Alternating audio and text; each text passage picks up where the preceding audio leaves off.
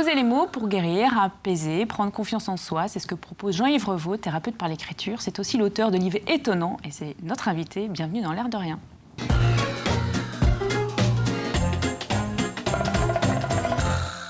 Mesdames, bonjour. Bonjour.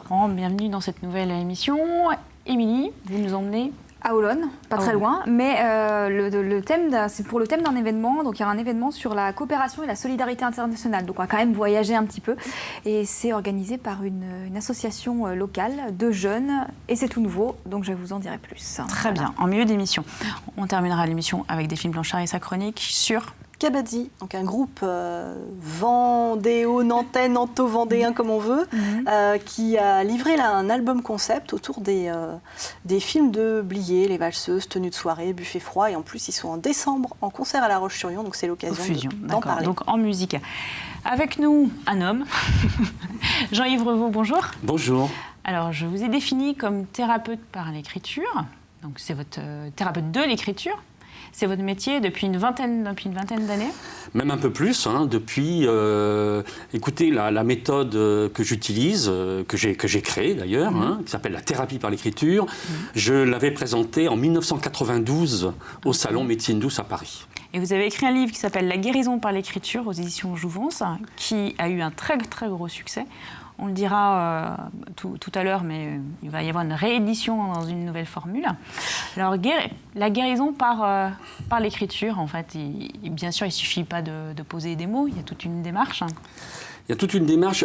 Tout le monde a fait l'expérience, un jour que ça n'allait pas, ou un grand chagrin, une trop grande joie, de prendre un papier et d'écrire. Et c'est vrai que ça fait du bien. Mais on ne peut pas dire que ce soit vraiment thérapeutique. La thérapie, au fond, c'est une démarche qui consiste à aller voir derrière les apparences. Qu'est-ce qui fait qu'on a peur de ceci, peur de cela, qu'on n'est pas bien dans telle circonstance? Quelles sont les raisons profondes, souvent liées à l'enfance d'ailleurs, à des peurs d'enfance qui sont passées dans l'inconscient. Donc, par définition, on n'en a pas conscience. Et c'est vrai que la thérapie par l'écriture est une démarche qui cherche à retrouver ces racines-là, au fond du mal-être des personnes. Donc, vous, en tant que professionnel, vous proposez tout un cadre, toute une méthodologie, mais comment est-ce que ça se passe? Ça passe par une correspondance? Ouais. Alors, ça se passe par correspondance. Juste un petit mot là-dessus, parce que ça peut paraître étonnant, les gens ne me voient pas. Depuis 25 ans que je fais ce métier. Les gens qui font appel à vous... Les gens ne me voient pas. Ils ne voient que mon écriture, au fond. Et ça présente un intérêt. Très souvent, des personnes m'ont écrit en disant, vous savez, ce que je vous écris là, je ne l'avais jamais dit. Parce que dès lors que la confiance s'instaure entre nous, il y a comme une sorte de non-peur, de lâcher prise, et la personne qui est seule chez elle, elle n'a pas en face d'elle un thérapeute comme ça qui la regarde, donc il n'y a pas le problème de la pudeur, de la peur de mal faire, des comptes à rendre. Et du coup, elle se laisse beaucoup plus aller à écrire. Alors la méthode, je vais essayer d'être bref pour la résumer. Il y a effectivement un cursus qui est standard, mais qui, évidemment, ensuite est adapté à chaque personne.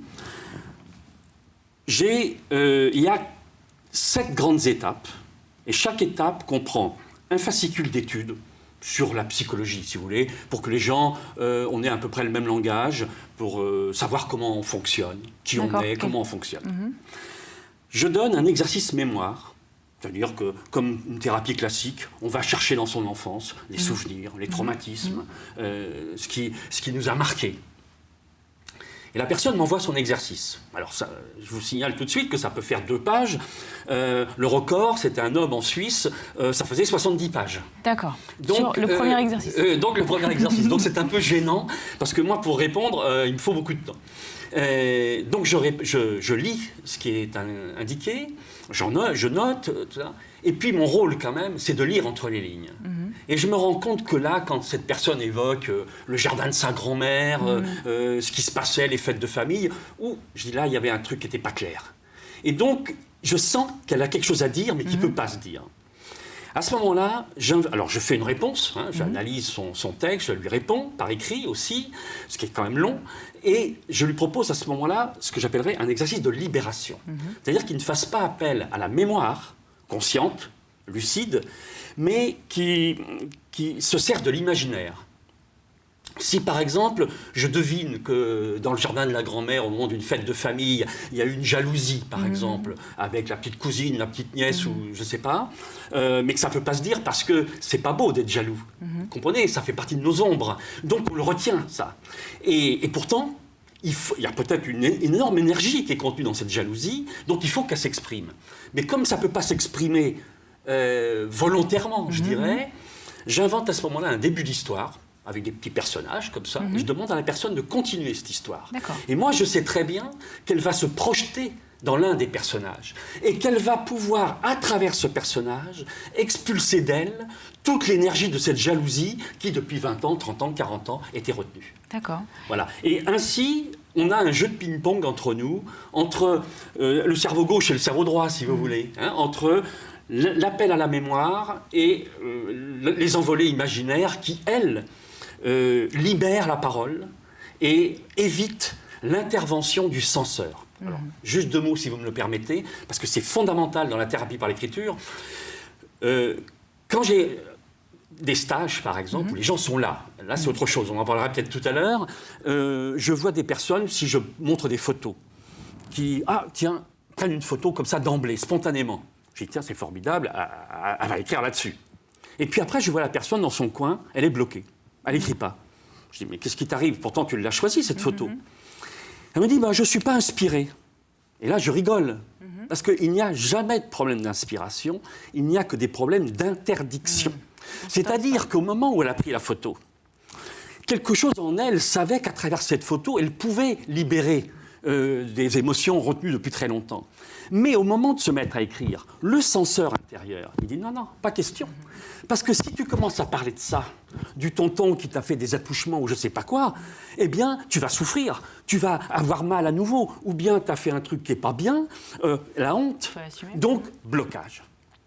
Alors que lorsqu'on passe par l'intermédiaire de l'imaginaire, comme je disais tout à l'heure, un personnage, on se projette dedans, c'est pas moi, c'est pas je. Donc mon personnage, lui, il peut dire des choses, il peut faire des choses. Alors, les gens qui vous contactent, c'est quel type de profil? C'est justement des gens qui ont des grosses douleurs pas résolues ou c'est...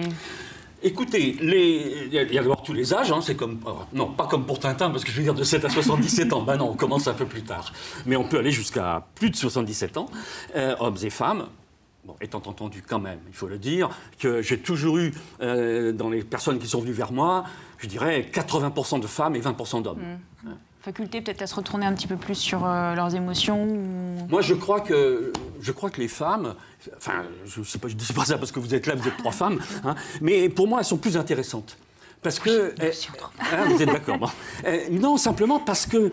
Peut-être parce que la société les y oblige aussi à s'interroger sur elles-mêmes. Parce qu'elles ont moins leur place que les hommes dans la société. Ça change, mais pas vite, hein, finalement. Pas vite. Hein. On le voit en ce moment avec tout ce qui se passe, ce qu'on entend, les harcèlements sexuels, etc.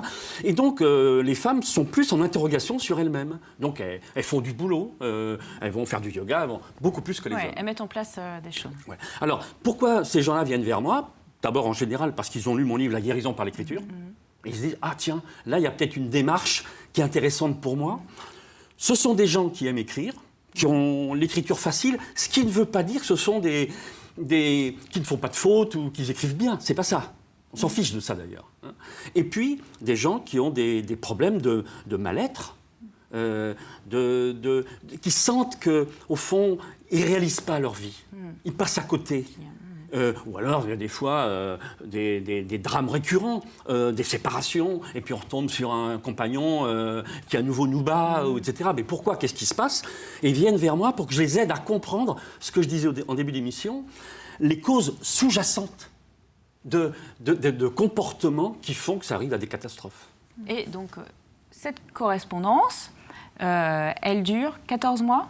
Alors, en principe, effectivement, il y a 7 grandes étapes et chaque étape comprend 2 parties.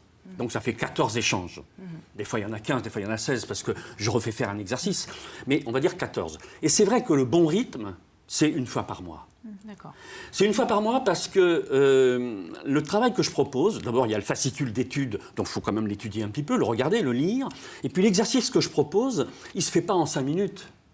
Ça ne veut pas dire que c'est lourd pour autant, hein, mais il faut prendre du temps. Et puis ensuite, les réponses que moi j'envoie, elle mérite d'être méditée.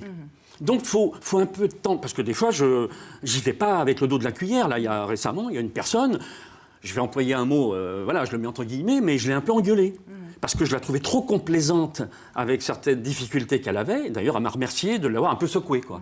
Voilà. Donc, les gens, il leur faut du temps pour digérer aussi mes propos, et puis ensuite faire le nouvel exercice. Donc, 1 mois, c'est un bon rythme. Forcément manuscrit? Ou ça peut être... Alors j'aime bien que ce soit manuscrit, oui, parce que à travers j'aime bien voir comment la personne elle a écrit, ses ratures, ses hésitations. Quelquefois il y a des larmes, il y a des taches parce qu'il y a des larmes qui sont tombées. Alors que si c'est tapé à l'ordi, je vois pas ça. J'ai pas ce ressenti. D'accord. Bon, on va revenir avec vous sur cette démarche que vous proposez, qui est passionnante. Parenthèse avec la chronique d'Émilie qui nous fait voyager. Enfin, d'abord, on va à Olonne. On va à Olonne, voilà.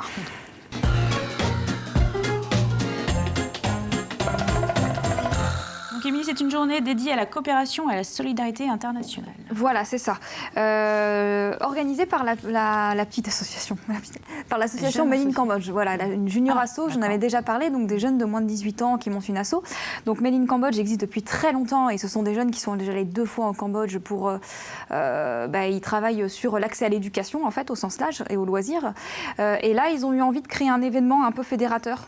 Alors à Olonne, puisqu'ils sont tous d'Olonne, parce qu'ils rencontrent aussi d'autres associations qui sont sur ces thématiques-là, mais il y a très peu de liens finalement entre toutes ces assos. Donc ils se sont dit c'est dommage, il faut qu'on arrive à créer un réseau déjà pour qu'on puisse s'entraider, se connaître, etc. Et ce serait bien d'en faire un événement ouvert à tous. Donc c'est la première, c'est le 19 novembre à la salle du Havre d'Olonne, de 10h à 18h, ce sera gratuit. Il y aura des choses très traditionnelles entre guillemets, mais c'est vrai qu'il y aura un forum des associations avec 25 assos présentes, avec en asso mise à l'honneur, c'est UNICEF, mais il y en aura plein d'autres qui viennent de toute la Vendée pour présenter ce qu'ils font et pourquoi pas qu'il y ait des gens qui adhèrent, enfin voilà. C'est une animation sur le thème de la Polynésie avec des... Oui, alors la Polynésie est mise à l'honneur cette année, donc il y aura plein d'animations. Alors ils m'ont dit du chant, de la danse, il y aura des pirogues aussi qui seront là pour qu'on voit un petit peu à quoi ça ressemble. Il y aura des animations aussi autour du tatouage, parce que là-bas c'est important, l'écriture polynésienne, la sculpture, et puis il y aura bien sûr aussi d'autres danses du monde, mais vraiment la Polynésie, ce sera le cœur. Débats et des échanges. Débat-échange, oui, puisque sera diffusé le film Les Pépites, enfin film documentaire, qui retrace l'histoire donc d'une association qui a été montée au Cambodge. Donc diffusion du film avec échange à la fin entre tout le monde. Et puis on aura aussi la présence d'Yves Violier, qui sera là en fin de journée de mémoire pour présenter son dernier livre, Les Mariés de la Saint-Jean. Et puis aussi, il y a une séance de dédicace, Les Mariés de la Saint-Jean, puisque c'est sur ces thématiques-là, c'est donc l'histoire d'un homme qui fuit la répression au Cambodge et qui arrive vers Luçon, où il va devenir médecin, il va rencontrer sa femme. Enfin, c'est toute une histoire aussi d'intégration, d'exil. Qui résonne bien avec cette journée. Avec la journée, exactement. Donc, c'est le 19 novembre, tout est gratuit. Ça va être très chouette et le but pour l'association, c'est l'année prochaine remettre ça si ça fonctionne. Et puis les jeunes, ils ont tout monté avec l'espace jeune et en lien avec la mairie, mais ils vont tout tenir et on les retrouvera pour les stands de l'animation. Enfin voilà. Une vraie implication. Très bien. Merci Émilie. On revient avec vous, Jean-Yves Revaux. Votre métier, c'est de faire avancer et cheminer les gens à travers l'écriture. Donc, vous nous expliquiez que votre méthodologie, vous comptez à peu près 14 mois pour qu'elle aboutisse. Vous aimez que ce soit que ce soit manuscrit pour avoir un lien avec les gens, que vous ne rencontrez jamais. Mais c'est quoi le point final à partir du moment où vous dites c'est bon? Il y a deux grandes parties dans la thérapie par l'écriture. Schématiquement, la première partie, je dirais, consiste à nettoyer le passé, à retrouver un état d'être, on va dire, agréable, avec, pour parler un peu trivialement, une certaine libération des casseroles qu'on se traîne tous plus ou moins. Et puis, moi, j'ai voulu aller plus loin. C'est-à-dire que, on y reviendra peut-être, mais j'ai été accompagnant de personnes en fin de vie. Et je me suis rendu compte qu'au fond, le passage vers l'au-delà se faisait plus ou moins bien selon que les personnes avaient l'impression d'avoir fait quelque chose de leur vie ou pas. En d'autres termes, c'est toute l'histoire du sens de la vie. Et dans ce qui explique souvent le mal-être des personnes, c'est qu'elles ont l'impression de passer à côté de ce pourquoi elles étaient faites. Et donc la deuxième partie de la thérapie par l'écriture, au fond, c'est d'essayer d'aider les personnes à trouver leur voie d'épanouissement. Et souvent, ça nous amène à revenir sur les rêves d'enfance ou d'adolescence. Parce que quand on est enfant ou même adolescent, il me semble qu'on est encore plus proche d'une espèce de vérité qui nous appartient. Mais pression de la société, pression familiale, etc., eh bien, non, on devient raisonnable. Vous voyez ce que je veux dire? On devient raisonnable et on ne va pas devenir acrobate, on ne va pas devenir clown, on ne va pas devenir ces rêves qu'on avait et pour lesquels peut-être on était vrai. On ne va pas devenir ébéniste. Mais non, on va faire une école supérieure de commerce ou je ne sais pas quoi. D'accord. Voilà. Donc moi, je travaille en deuxième partie de thérapie sur ce qui pourrait permettre aux personnes d'accoucher, au fond, de leur propre vérité intérieure. Alors, je l'ai dit en introduction, vous êtes l'auteur ou le coordinateur de livres assez étonnants, dont un, moi, qui m'a interpellée, qui s'appelle « Âmes à nu », avec une initiative très originale, puisque vous avez lancé un appel « Parlons de nos fesses », parlez de vos fesses. Alors... Et qui reflète bien un petit peu ce que vous venez de nous expliquer aussi, parce que c'est pas les fesses finalement qui sont importantes, c'est ce qu'elles représentent et racontent. Alors, oui, mais c'est amusant. Bon, c'est le seul. Enfin, voilà, moi j'ai écrit des livres, j'en ai fait une vingtaine. Sur l'accompagnement. Des livres très sérieux, voilà. Etc. Sur l'accompagnement des personnes en fin de vie, sur la guérison par l'écriture, etc. Puis quelques romans aussi. Et puis là, il se trouve que, bon, moi je suis toujours au fond en recherche d'idées qui pourraient permettre d'avoir un regard renouvelé sur nous-mêmes, pour découvrir, c'est pas facile de découvrir qui on est au-delà de nos apparences. Et un jour, voilà, allez savoir pourquoi, j'ai eu cette idée de me dire, mais au fond, si je voyais mes fesses, je connais mon visage, je connais mon devant, si j'ose dire, mais je connais pas mon derrière. Et si je voyais mes fesses, qu'est-ce qui se passerait? J'avais cette intuition. Donc j'ai fait en sorte d'être photographié, tirage sur l'imprimante, j'ai regardé le cliché en question, et puis il s'est passé ce que j'avais prévu, à savoir, j'en ai écrit 3 pages. J'en ai écrit 3 pages, et avec beaucoup d'émotions. Et avec des choses, par exemple, il m'est revenu presque un traumatisme d'enfance. Quand j'étais gamin, ma mère m'emmenait dans un magasin pour acheter un pantalon. C'était pas souvent parce qu'on n'était pas riches, mais justement, on ne s'était pas habitué. Et ça se terminait toujours de la même manière. Après quelques essais où j'étais rouge de honte, ça se terminait toujours de la même manière. Elle me prenait par les fesses, c'est le moment de le dire, par le pantalon. Mais forcément, toi, on ne peut pas t'habiller, t'as pas de fesses. Alors, à l'époque, j'avais pas les cheveux longs comme maintenant et de la barbe, parce que j'avais un grand nez. Et donc, j'avais quelque chose en trop devant et j'avais quelque chose pas assez derrière. C'est comme ça que vous voulez. Voilà. Donc, ça m'a ramené à ça. Et en fait, cette anecdote, qui peut paraître amusante, pour moi, était douloureuse. Et ça a joué dans ma vie. Bon, enfin, j'arrête de parler de moi. Et je me suis dit, banco, ça marche. Il se passe des choses. Donc, vous avez lancé un appel. J'ai lancé un appel à mon réseau, à mes réseaux. Et alors... Dieu merci, 80% des gens l'ont bien pris. J'ai quand même eu des personnes que je croyais, qui m'estimaient être des amis. Oui, mais qu'est-ce que c'est ça, t'es voyeur, etc. D'accord. Bon, enfin bon, j'ai laissé tomber ça. Et il y a quand même 40 personnes, enfin 39, puisqu'il y a moi aussi, 39 personnes qui ont joué le jeu. Et qui ont effectivement photographié leurs fesses en noir et blanc. C'est du noir et blanc, c'est comme une photo d'identité, sauf que voilà, ce sont les fesses. Et qui se sont laissés aller à écrire. Et alors ça donne quelque chose extraordinaire. Je vous donne simplement comme ça 2 ou 3 titres. Le premier qui me vient, parce que c'est... Moi, j'ai pleuré en lisant ce texte. C'est un monsieur qui, depuis son enfance, est obèse. Et donc, bon, voilà, il y a le cliché de ses fesses. Et le titre, déjà, à lui seul, montre toute sa souffrance. Ce titre, c'est « À l'école, déjà, on m'appelait gros pétard ». Et il raconte sa vie, et toute sa vie, il a souffert de ça. J'ai une autre personne, à l'inverse, une jeune femme que je connais, qui est anorexique. Et donc, elle était tellement belle étant jeune, ça c'est sa mère qui me le racontait, qu'elle suscitait le désir de tout le monde. Et du coup, elle a plus voulu manger. Voyez, pour ne plus avoir de corps. Une amie en Suisse, qui a un arrière, on va dire, assez proéminent, Et son titre, c'est « Et dire que je fais un régime ». Vous voyez, enfin bon, alors il y a 39 textes, alors, hommes et femmes, il y a des hommes et des femmes. Quelques-uns sont amusants, quelques-uns sont tragiques, quelques-uns sont gentiment érotiques. Voilà, donc il y a un panel assez diversifié. Très bien. Votre écriture la thérapie par écriture plutôt, donc soit on vous contacte pour rentrer en relation avec vous et commencer cette thérapie, là, comme on l'a expliqué. Vous proposez aussi, à l'invitation d'associations, de salons, vous pouvez venir faire des interventions ou animer des ateliers. Alors, par exemple, 2 ans de suite, là, je suis allé à Fribourg, en Suisse, où j'étais invité par le Salon du Mieux Vivre pour faire et des conférences et ensuite des ateliers d'écriture.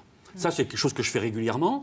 Il n'y a pas longtemps, j'étais à Toulouse. Il y a un groupe qui s'est constitué, ils m'ont demandé de venir. Je suis venu un week-end. D'accord. J'étais à Quimper, etc. Okay. Et j'en profite, puisque vous me donnez la parole.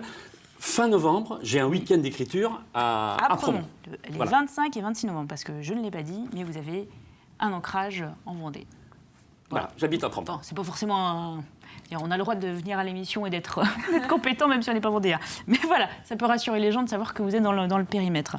Bien, et on n'aura pas le temps de l'expliquer, mais donc votre livre « Guérir par l'écriture » va être réédité Horizon 2018 dans une version un peu plus pédagogique, on va dire. Oui, oui. Et puis un roman, mais ça on vous réinvitera, qui chez Geste Édition, le Geste Édition aussi qui est en projet. Oui, qui va paraître en fin mars. Très bien. Jean-Yves Revaux, on va devoir vous réinviter. Bien, avec plaisir. On va terminer l'émission avec la chronique de Delphine Blanchard sur le groupe Kabadzi. Ouais.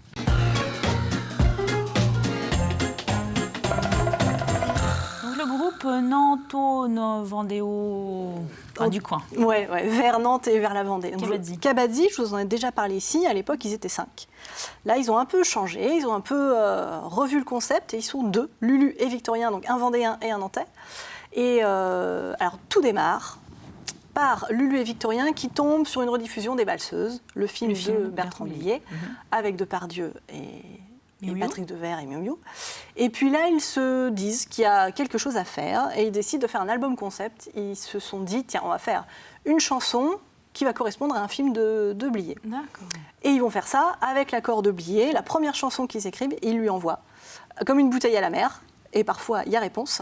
Et donc, Bertrand Blier a trouvé le concept vraiment très, très bien, très fort. Et au fur et à mesure, ils ont écrit la deuxième chanson, ils lui ont envoyé, voilà. Mais alors lui, aucune retouche, mais juste, je valide, je trouve ça très, très bien. Donc, Blier, c'est tenue de soirée, c'est les valseuses, c'est buffet froid. Donc, c'est des choses quand même, on va dire, politiques, parfois crues, parfois poétiques, parfois cruelles. Et vraiment, on ressent ça dans l'écriture de Kabadzi.